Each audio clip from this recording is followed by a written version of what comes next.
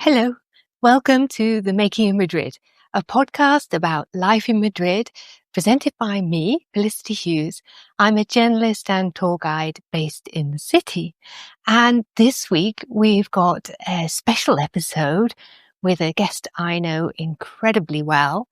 And this episode is all about Madrileño words. And who is this surprise guest that I know very well? It's my husband, Sergio de Isidro.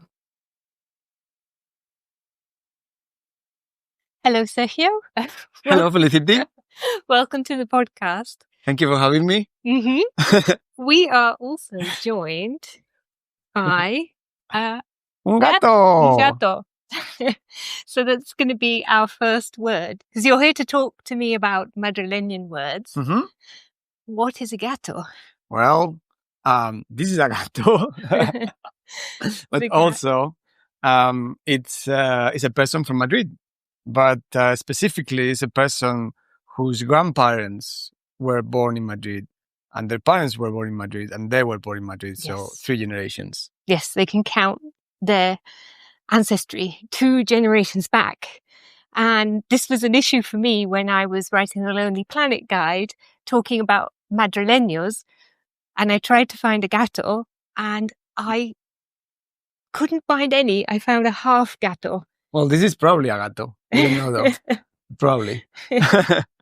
I found Celia, whose grandparents on one side go all the way back to Madrid, but on the other side they didn't. But she was the most I could find. Why do you think that is? Well, like I always say, there is nothing more from Madrid than not being from Madrid. And Madrid is a city of immigrants. It still is. So that's the reason. You thought that someone had ripped you off about that the other day, right? Well, I don't know. That's the new slogan by Estrella de Galicia. But yeah, I say it all the time. Yeah. Do you know why a gato is a Madrileño? I know there is the theory that, I just went on your tour, so you explain it there. My medieval Madrid audio tour on VoiceMap that just launched. Sergio was test driving it. So anyway, when Madrid was taken by the Christian forces from the Muslims, it was said that the walls were impenetrable. Mm-hmm. But the king's troops were so nimble that they were able to scale the walls with an effort. So they were called gatos because they were so agile. Exactly. But you also said that it might be because Madrileños like to stay up at all hours of the night. Mm-hmm. So like a cat. And very true of you, of course. Yeah. So, though you wouldn't consider yourself a gato, apart from in that respect. Yeah. I'm very cat-like. Yes. Would you consider yourself Madrileño? Yeah, for sure. I mean, for one thing, I was born in Madrid, so technically I am Madrileño. But yeah, like I felt welcome in Madrid since the first day I arrived, and I think it's a great city, and I love it. So yeah, I consider myself Madrileño for sure. Yeah, and I don't know if I put that in that tour, but 1 in 7 Madrileños are now from South America, were born in South America. So I think it's quite an exclusive city. Would you agree? Exclusive? Inclusive. Exclusive. Absolutely. Yeah, like in Madrid, people are going to welcome you. It doesn't matter where you're from. Mm-hmm. People are, really welcoming. Even a giddy like me. Especially a giddy like you. Oh, yeah, we should explain what a giddy is. Not necessarily a Madrileño term. No. This is all of Spain. Oh, Kat is getting mad. What's a giddy? A giddy is like a foreigner, but specifically one maybe from Germany or the UK. Or the UK. Is usually referred to people that are like very white, like very light complexion, and that they burn very easily. Yes. And they're usually out drunk. But, yeah. Do you think it's an insult? I mean, I guess it's slightly pejorative, but it's not, I wouldn't say it's really an insult. It's just like, an adjective. Yeah. My next word is Madrid. So can Madrid. Yes. So Madrileños don't say Madrid. They say Madrid or Madrid. Yes. And why is this? I guess it's just the accent. Although, you know, in Madrid, we say that we don't have an accent. It's everyone else. But the D at the end of the word is usually a C. So like Madrid or David. Yes. Or beneath.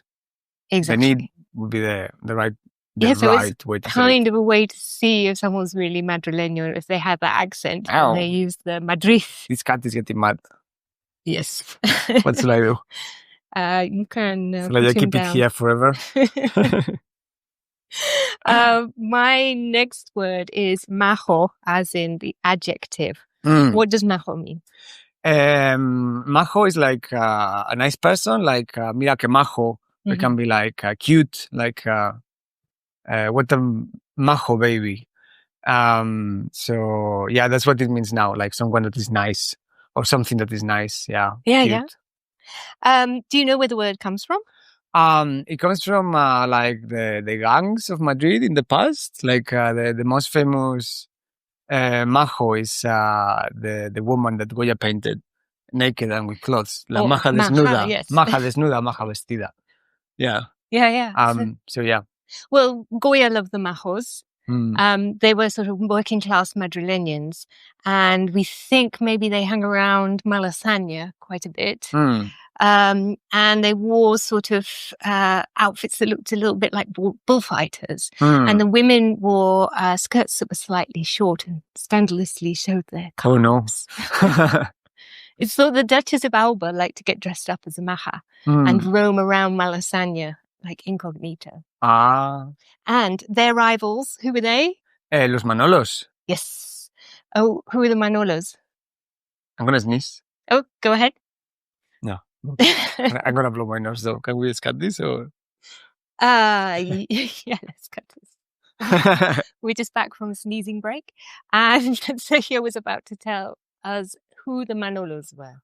I don't know. They were like the rival gang of the Majos, right? I guess they fought for territory in the streets. Ones were like the Manolos were from Lavapiés. Right. And the Majos were from Malasaña. Yes. So Malasaña was Madrid Alta and Lavapiés Madrid Bajo, quite literally because it's on a slope. Right. And that name comes from the fact that a lot of them were descended from Jewish conversos.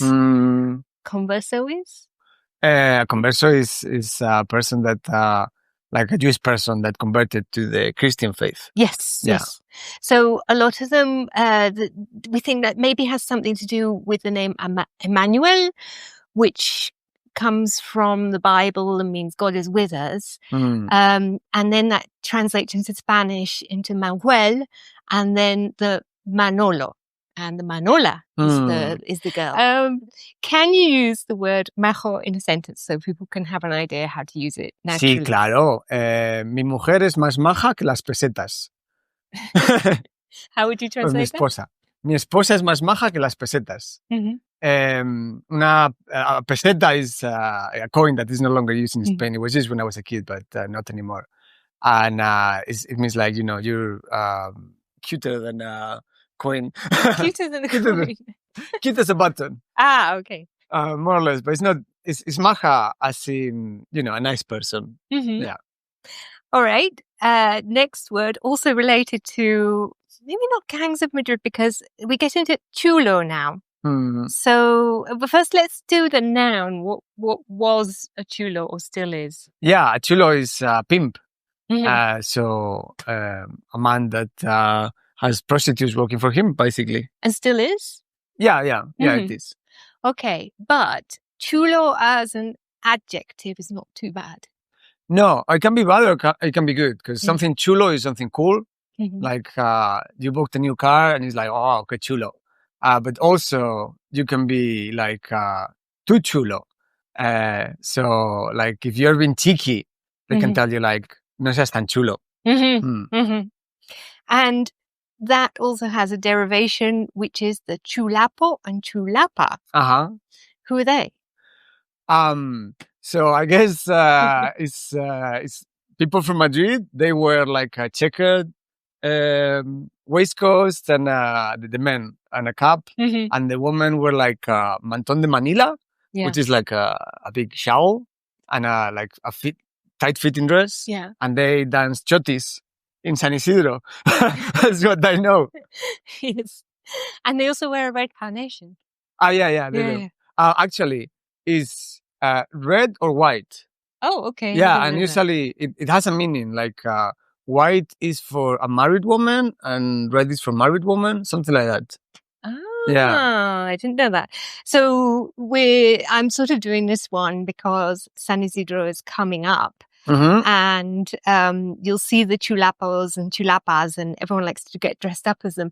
But this is a more recent word that's more of a late 19th century invention, but to refer to Madrileños. Chulapo. The chulapos and chulapas. Yes. Because they're so chulos. Yes. And you brought us to our next word, which is chotis. Do you know the origin of the chotis? The origin of the chotis? I guess it comes from Zarzuela? It doesn't. No, I don't know.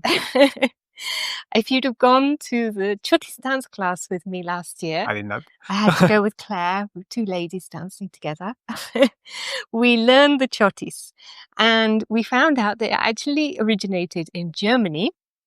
And it was a Bohemian polka dance. That was a massive craze in the late 19th century. A polka dance? Yeah. But you must have seen people dancing the chotis. So this twist around. Like the man just stays like this. Yeah. And the woman just goes around, round. And the man has to spin on his axis. Yeah, the man spins on his heel. Yeah. A little bit like Bollywood. Yeah. Yeah. We're doing Bollywood dancing and we have to learn to spin on our heel rather than the front of our toes. Are you doing the head wobble? The head wobble is this. And the other interesting thing I just learned while I was researching this is that, the polka dress that the chulapas wear.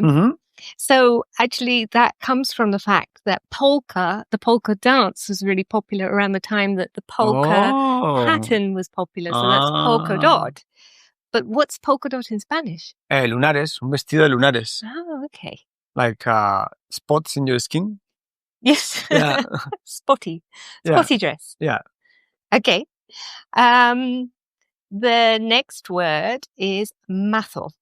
Mazo. Or should I say mola mazo? Bueno, mazo puede ser cualquier cosa y mola mazo es que es muy guay. But mazo is actually a hammer, like a wooden hammer. Is it? Yeah. Ah, okay. Yeah. Like a gobble, I guess. So like similar to martillo, it's related. Yeah, like a gobble, like a judges. Okay. Yeah, that's a mazo. But yeah, mazo means a lot. So it can be anything. It can be mazo chungo, which is something very bad. It can be mazo clean, bueno. Keep this clean. Chungo, please. mazo chungo. Okay. Chungo is like something that is not good. Yes. This is nothing rude at all. Okay. It can be mazo bonito, very beautiful. And how would you say, I really love the fiestas of San Isidro? Hombre, puedo decir que las fiestas de San Isidro molan mazo. Yes. But also, that doesn't mean that I love them. That means that they're cool. Okay. Yeah. Okay. Mola mazo. Mola mazo. Mola is that something is good. Yes. Molon is very good. This brings me neatly on into my next bit. With the cat back. The foods of Madrid. And what you can eat at the Fiestas de San Isidro. Oh, gallinejas. I'm not too keen on these because can you explain what a gallineja is? Gallinejas is offal. Yeah, lamb's innard. Yeah, it's a particular part of the lamb intestine, deep fried on lamb's fat. And it's alright. It's pretty good. I've had them in Casa Enriqueta. Is it? Yes, Casa Enriqueta. Casa Enriqueta. In Marqués del Valdillo, just across the Manzanares River. Yeah. Yeah. And it's alright. I prefer there's something called like tubos or something like that, which is part of the small intestine, also deep fried in the same way. And those are like very crunchy. They look like tubes, and yeah, they're nice. Sergio likes anything deep fried. I love deep fried things. His favorite food, I think, is croquetas. My favorite food is paella. Okay. Oh, it's not deep fried, but I'll go for like paella arancini for sure. Yeah. So gallejas are the very traditional Madrid. And entresijos is another part. Yeah, it's the same thing, but different part of the intestine. Yes, yeah. And then you might also get intestine in another very famous callos. Yes. Madrileños. Yeah. Which is tripe, right? It's tripe. Yeah, it's not intestine, and it's like cut in like squares, and it's got like the honeycomb pattern. So you have them with a particular sauce, callos sauce. And it's very nice because, the callos get all the sauce inside, and it's nice. Yeah, I actually don't mind callos too much because it's like spongy and it doesn't really have a flavor. It just pulls in the flavor of the sauce. Yeah. It's a bit like, I thought I didn't mind snails that much because your mum makes a really nice snail dish. But actually it's more the sauce that's really delicious, not the snails themselves, which are a weird thing. And then the last, not the last one, sorry. No, we're going to do two more. Cocido. Typically Madrileño stew. Yeah. What's it got in it? So cocido is like 2 parts, and it's basically a stew. And it's got a soup made with pig and chicken usually, I guess, and a bunch of like pig products and chickpeas.